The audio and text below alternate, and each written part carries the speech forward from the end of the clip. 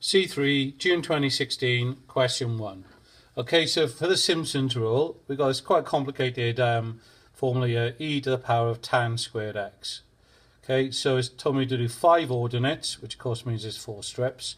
So h, the gap between the x values, is b minus a over n, so it's pi over 20. Okay, so when I set up my x values down the side there, I'm going up in multiples of pi over 20. And then for my y values, there's 2 things I have to remember here. Right, first of all, because I'm using a trig expression, I need to be in radians. And also, remember to put tan squared x into your calculator. You're going to need to do brackets, tan x, close brackets, squared. These then, for my x values, become these y values. I then take those y values and put them into my Simpsons rule formula, which remember is given to you. So it's 1/3, that's h, remember. First and last, 4 times the odds and 2 times the evens.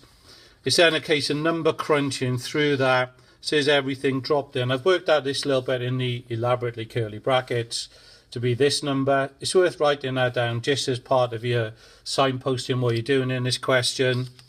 And then that simplifies to give that as an answer. Okay, and it says do it at 5 decimal places. I've actually used that then again in part B because I've just manipulated e to the sec squared. I've done the only substitution I can for sec squared, which is 1 plus tan squared. I've then thought about that as a power, right? And of course it's e to the power 1 times e to the power of tan squared x. So because e to the power of 1 is just a number and a constant, I can take that outside the integration. So it's e to the power of 1 times my answer from part A. So if I do that and I work that through, it comes out to be that thing to 5 decimal places again.